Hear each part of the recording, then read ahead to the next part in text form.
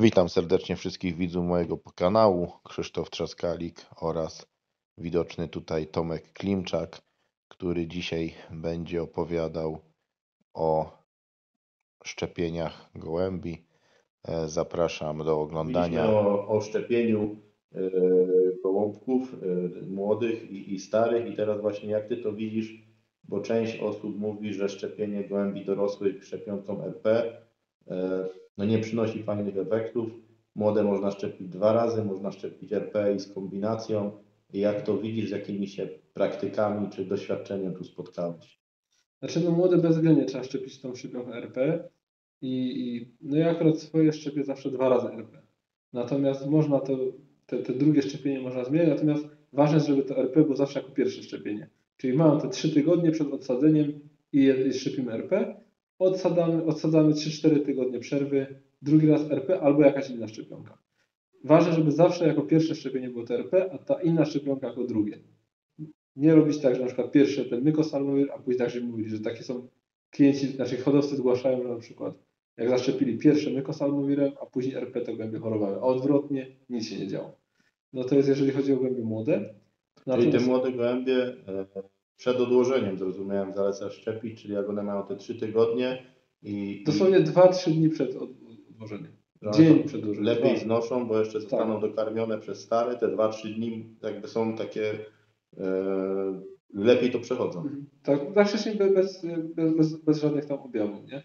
A później jak się już przeniesie, to tam zawsze czasem nie może znaleźć wody, czasem nie może znaleźć karmy, jest kryzys zawsze taki. I ciężko czasami zaszczepić, ciężko się opóźnia. A zaszczepię jeszcze w przyszłym tygodniu, bo jeszcze to nie takie, jeszcze coś tam podlewają, coś się tam jeszcze dzieje, no a ten czas leci, nie? Już później to nie jest tak. Dużo hodowców robi ten błąd, czego nie zrobisz od razu, to potem się odłoży, potem jeden jest krzywy, to jeszcze nie, a potem nagle występuje wysyp. No, także bezwzględnie to pierwsze szczepienie RP jeszcze przed odłożeniem, później odkładamy po miesiącu drugie. No i pilnować się też tą ospą. Nie szczepić tą ospą w tym lipcu, sierpniu, co też mówię, bo też dużo hodowców przychodzi, że ospa to jest ciężka szczepionka, bo obniża bardzo mocno formę gołębią, gołębie się staną trenowane, bo dlatego, że za późno się to szczepienie. Tak samo gołębie na ospę muszą zaszczepione czerwiec, to jest do mnie taki koniec czerwca to jest taki deadline, nie? Muszą być do końca czerwca gołębie muszą być na wszystko już poszczepione. To już jest koniec szczepienia. A jak to wygląda właśnie ze szczepieniem RP tych starych gołębi? Wydaje mi się, że w przypadku gołębi starych na pewno nie ma takich efektów, ale to jest moje subiektywne zdanie, nie ma takich efektów jak w przypadku gołębi młodych. Czyli nawet szczepiąc gołębie stare na tą szczepionką RP nie zabezpiecza to tych gołębi starych przed tą tak zwaną tą chorobą w trakcie lotów. Chociaż w tym roku chyba było tak, że to w zeszłym roku były takie problemy, bo wielu kolegów to miało, po prostu przychodził 3-4 lot i to nie całe stado, tylko pojedyncze sztuki jakieś tam polubieny trawienne i to był problem, bo jedne łapały, drugie łapały, trzecie. No, w tym roku było dużo mniej tego. W tym roku się w ogóle o tym nie słyszało. Dużo mniej. Znaczy było też, ale dużo mniej, dużo łagodniejsze to było. Ale wydaje mi się, że ta szczepionka RP akurat na to u tych gołębi starych to ma mniejszy wpływ. O ile u młodych to działa bezwzględnie, to w przypadku gołębi starych to albo to jest może inny szczep tego wirusa, tych szczepów rotawirusu jest też kilka. W szczepionce też nie ma wszystkich, nie pokrywa się ta odporność ze wszystkimi tymi szczepami. Może to być na przykład inny szczep jakiś w przypadku tych gołębi dorosłych, że już ta odporność tak nie działa. Bo tak jakby właśnie się spotkało, że szczepi ktoś młode RP, a później jakby ta szczepionka i nie działała, i większe odczyny były, i dużo problemów mieli hodowcy. Znaczy, ale to akurat nie jest wina RP, po prostu w ogóle olejowe szczepionki w tym sezonie u gołębi dorosłych gorzej jakoś to gołębie znoszą. Może faktycznie, nie wiem, czy uczulają się z czasem na to, czy trudno powiedzieć, jaka to jest przyczyna, ale zawsze te szczepionki olejowe w zimie to zawsze jest. I to nie chodzi o temperaturę, bo to już też podkreślałem, że to nie chodzi o to, czy szczepimy jak jest plus 10 stopni, czy minus 5. Możemy zaszczepić jak jest minus 10 i nic się nie stanie, a możemy zaszczepić jak jest plus 14 w grudniu i gołębie pochorują. Także to nie jest korelacja tej temperatury, to jest po prostu jakoś, nie wiem, sezonu.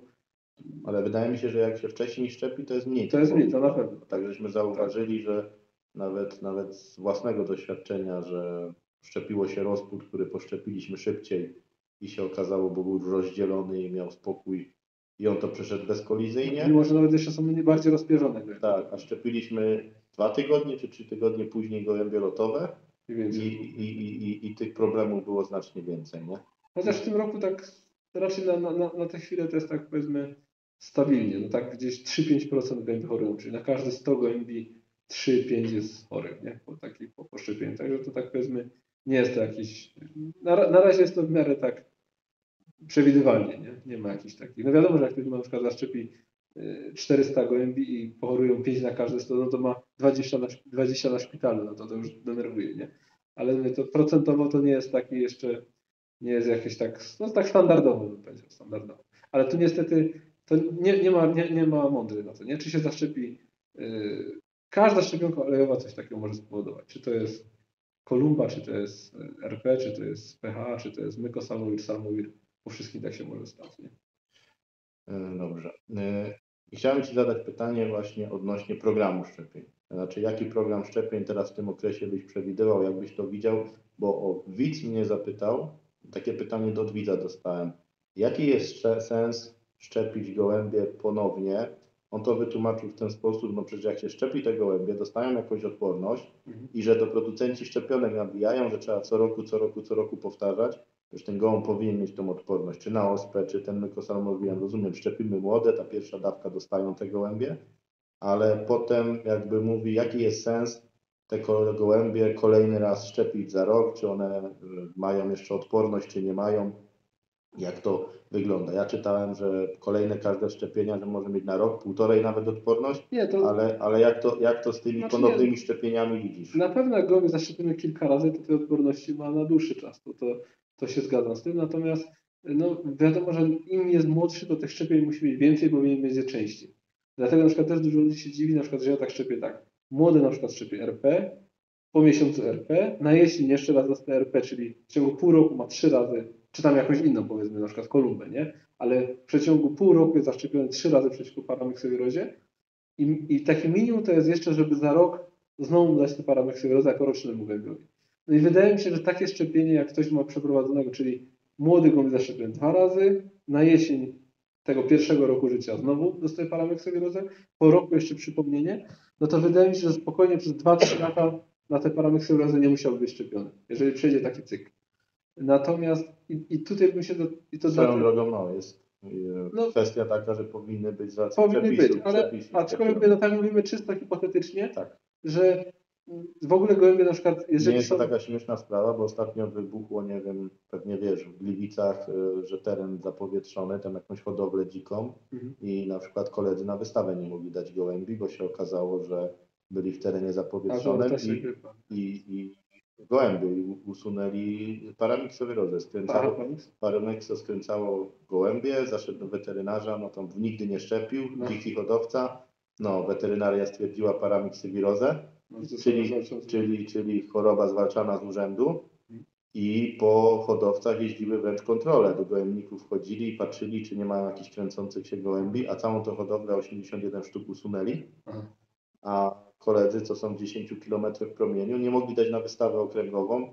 Tam między innymi kolega miał 14 reprezentantów i nie mógł dać w ogóle w gołębi, no bo byli w strefie, tak powiem, występującej choroby zakaźnej, nie mieli prawa wypuszczać tych gołębi. No i tu takie też jest to pytanie, bo to jest urzędu i gdyby nie mieli szczepione, ci hodowcy obok, czy czasem nawet likwidację gołębi by się nie narażali. Znaczy wszystko zależy, jak to powiatowe do tego podchodzi, nie? Czasem likwidują, znaczy teoretycznie mieliby w ognisku likwidować tam jakieś promienie 3 km, czyli nawet mogliby je likwidować. Tak, ale to później jest to taka, zawsze są tam jakieś furtki, że czasem odstępują od tego, nie? Na pewno jest to łagodniej traktowane, niż jak to wybucha w przypadku drobnych, nie? Jakiś tam kur czy kaczek, no to nie bardzo tak restrykcyjnie patrzą, ale to wszystko zależy później już od konkretnego przypadku. No to jest ryzyko dużo, ale jest wtedy takie gwarancje, że ma zaświadczenie, że ma szczepione te gołębie i wszystko to jest, bo to jest problem przy takich hodowlach, nie?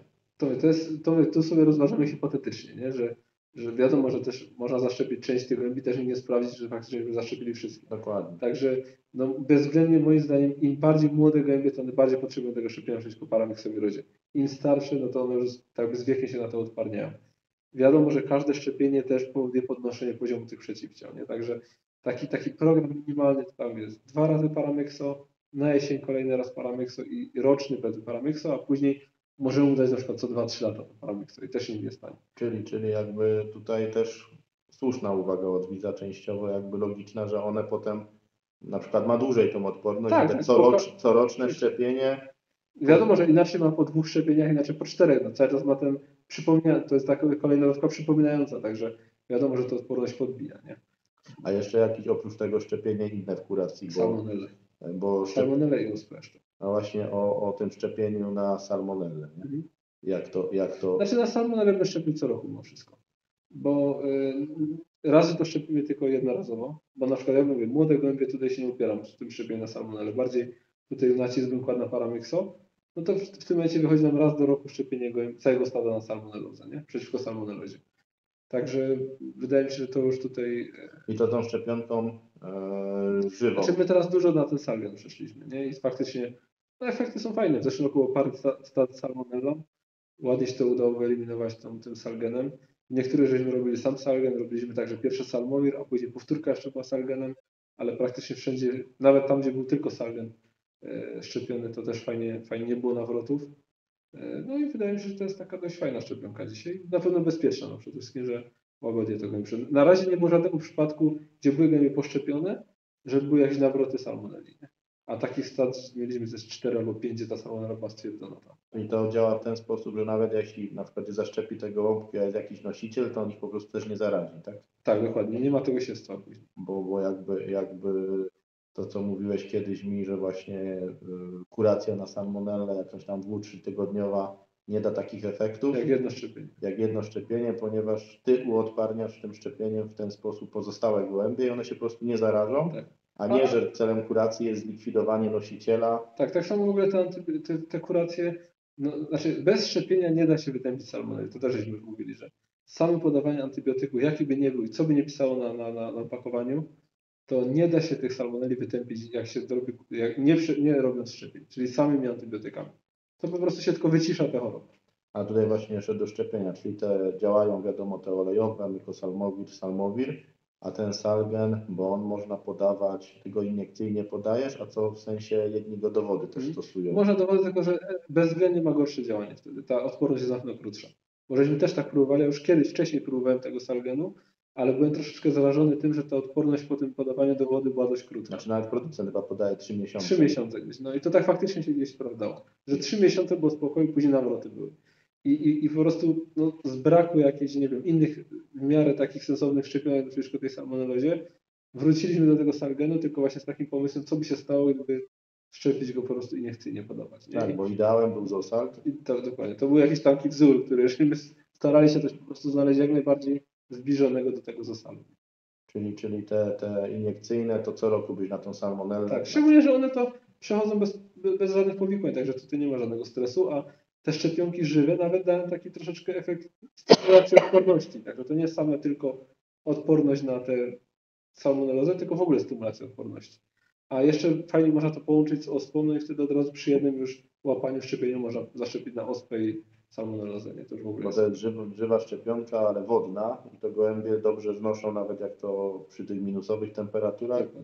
A druga sprawa, z doświadczenia ja wiem, że po 2-3 dniach pojawia się puch w ogóle u tych No, gołębi. nawet to jest właśnie ten stymulujący efekt, stymulujący odporność. Nie? Tak. A z tą ospą właśnie to też co roku, czy jak Ja to? szczepię co roku. Znaczy mówię, przy tych cenach tych szczepionek, choćby zrobić tak, że na przykład, nie wiem, jest ten salgen, mamy tych 200 gołębi, ten salgen mamy 200, choćby wpuścić tam te 2 tabletki ospy, nie? Na te 200 gołębi nie dawać 4 tabletki, tylko 2. Ale jednak mimo wszystko te ospy tam do tego dołożyć. A, czyli mówisz mniejsze dawce, bo właśnie kiedyś tak było, że jak się szczepiło tym na ospę, no metodą drapania z karyfikacji, tak się to nazywa, to właściwie można było tak, że z 50 i 100 się zaszczepiło. Tak, Tylko co ja zauważyłem, jak się oszczędzało, to aby te strupy dłużej schodziły. Nie wiem dlaczego, ale no, to w sumie wystarczyło, że no, mało tego się dostało, a mimo to działało, bo to 50 szło, to nie było, że na 50 dawek, tylko to można było po prostu wydrapać większą ilość gołębi. Dlatego zakładając, że to jest jako przypominające, że młode żeśmy się zaszczepili tak jak trzeba, to tylko jest takie przypominanie do tych starych gołębi, to wydaje mi się, że tam... Że nawet można by dać mniejszą dawkę tej Wiadomo, ospy. że jak ktoś ma, to jak to ma mało gołębi, czy stać go, to lepiej dawać tak jak trzeba, nie? Znaczy nie ma co oszczędzać. Nie ma co oszczędzać. Taką wersję oszczędnościową. To już jak już ktoś tam już po prostu powiem, jak tam chociaż to też jest tak, że na przykład hodowcy na przykład mówi się, że na przykład, nie wiem, Baitril to jest taka sama enrofloxacyna jak enrofloxan, tylko że kilka razy droższa, no bo jest na przykład, tak samo jak mamy, jest substancja czynna enrofloxacyna. To czy ten preparat się nazywa enrobioflox, enrofloxan, scanoflox, nie wiem, właśnie Baitril, czy tam jeszcze 10 innych, które są, to one zawsze będą działać tak samo. To nie ma żadnego znaczenia, czy dajemy ten, czy to jest różnica powiedzmy ceny tego. No to na przykład hodowca wyłoży te nawet kilkadziesiąt złotych więcej, bo on musi kupić ten Baitril, bo ktoś tam na filmiku powiedział, Że jest najlepszy. że to jest Baitril, tak? I on wtedy musi zapłacić za niego kilka razy więcej, nie jest zarejestrowany w Polsce, jeszcze ściąga się go nie wiadomo skąd, do jakiegoś kraju, gdzie jest zarejestrowany, ale musi dać ten Baitril, bo w Polsce jest zarejestrowany, ale w wersji iniekcyjnej, a nie w wersji dowody, czyli albo dają te iniekcyjne dowody, chociaż on powinien być w postaci iniekcji podawany, albo ściągają gdzieś tam ten dowody. On powinien działać? Znaczy iniekcyjnie może tam będzie działał w wodzie, tylko że no zupełnie inny nośnik, najczęściej jakiś konserwant alkoholowy. No raczej powinno być tak, że te dowody mają trochę inny nośnik, inaczej są zbudowane, żeby były rozcieńczone z wodą. Nie? No ale za to kilka razy więcej zapłaci, ale jak już by trzeba było zaszczepić na przykład, no to już tutaj to już jest takie, to już by coś można było przeoszczędzić, nie? Ale jak ktoś na filmiku powie, że tym jak się zrobi, to na 100% to tak zabije salmonellę lepiej niż polski na przykład preparat, czy jakiś inny, no to w tym momencie tutaj te kilkanaście złotych więcej można wydać. A tak jak mówisz, szczepienie salgenem, które jednorazowo i jakby nie jest potrzebna kuracja przed nim, kosztuje tam myślę, że mniej niż podanie 3 tygodnie antybiotyku na... No szczególnie, że tego trochę trzeba dać. Znaczy, zależy mniej problematyczne nawet jest niż 3 tygodnie im dawać No antybiotyk. i nic to nie da, nie? Bo jeżeli faktycznie mamy salmonellę, znaczy inaczej, większość ludzi nie ma tej salmonelli, bo od tego zacznijmy, że salmonella to nie jest taka powszechna choroba. To naprawdę dzisiaj jest w miarę rzadkie. To naprawdę trzeba mieć pecha, żeby tę salmonellę mieć czyli większość hodowców podaje ten antybiotyk zdrowym gołębiom, leczy zdrowe gołębie. Te 3 tygodnie podają ten antybiotyk. A kiedy by to miało tylko sens? Tylko w stadach, gdzie mamy stwierdzone, że mamy salmonellę. Tam, gdzie na przykład faktycznie są jakieś buły na skrzydłach wyskakiwają, młode padały w gniazdach, no to wtedy. Ale jeżeli tego nie zrobimy i tylko zaszczepimy, to też nie będzie błędu. Czyli lepiej jest zrobić tak, że jak nie jesteśmy pewni, tylko zaszczepić, niż leczyć to, a nie szczepić. Nie? Bo nawet jeżeli mamy te salmonelle, nie zrobimy kuracji, a zaszczepimy, to też nie zrobimy żadnego błędu. Też się nie stanie, też wyjdzie to na dobre. Dokładnie. A tutaj jeszcze chciałem Cię zapytać o przygotowanie do tego całego szczepienia, czyli tak, aby w tym okresie o odrobaczenie, bo to jakby jak te gołębie muszą wyglądać, bo jedni twierdzą, że muszą być, mówią tak, były gołębie nieprzygotowane, dlatego w olejowych szczepionkach miałeś chore, dlatego masz je... Nie, to tak to niestety nie Ty działa. nawet powiedziałeś mi kiedyś, że nawet w tych mocno zadbanych gorzej czasem to przechodzą. Gorzej czasem przechodzą, niż by się wydawało tak od strzału takiej hodowli, gdzie... Tak, czasem się szczepią, czasem się zdarza szczepić takie gołębie, jakieś niepodopierzane, takie, widać, że one są prawdopodobnie zarobaczone, że tak, no na przykład niepospierzane, albo te pióra mają takie nieładne i wydawałoby mi się, że one to bardzo źle przejdą, a podczas gdy u nich w ogóle się nie dzieje nic, one w ogóle tam nie reagują na tę szczepionkę, a właśnie w stadach takich, gdzie te gołębie są piękne, takie jak laleczki, to po prostu tam potrafi być gołębi więcej chorych. Nie? Także to się niestety nie pokrywa. Nie? Że nieraz jest tak, że w tych takich lepszych w tych bardziej zadbanych stadach potrafią gołębie bardziej chorować. A jak najlepiej te gołąbki przygotować do szczepienia? Jakie właśnie te przygotowania zrobić przed szczepieniem, żeby te gołębie sprawnie to przeszły? Na pewno odrobaczyć albo zbadać, czy jest to zarobaczone i w miarę te szczepienie tym olejem robić szybko. No, robić to listopad, grudzień, nie czekać z tym na styczeń, luty jakieś tam. Bo to trzeba iść przed parowaniem, potem nie ma pogody, potem są powikłania, nie idzie parować. Nie nam akurat pochorują później, a tu trzeba będzie za chwilę parować. Później nie da się tego już tak wyprowadzić, albo ja raczej jestem zwolennikiem też szczepienia olejowego, żeby to w listopadzie, grudzień później robić. Dziękujemy za uwagę. Także tutaj przy okazji polecam kanał brata Tomka Klimczaka, Waldemara Klimczaka, który ma hodowlę piesków z Wiejskiego Boru. Zapraszam też tam do zobaczenia, jak ktoś się interesuje pieskami i filmiki by chciał sobie zobaczyć na YouTube, to zapraszam tutaj na kanał brata. Tu macie widocznego linka. Dziękuję za oglądanie. Dajcie łapkę w górę, komentarz pod filmem. Pozdrawiam wszystkich serdecznie. Krzysztof Trzaskalik, a moim gościem był Tomasz Klimczak, lekarz weterynarii, hodowca gołębi. Mój kolega, który się dzieli z Wami wiedzą na moich filmach. Dobry lot.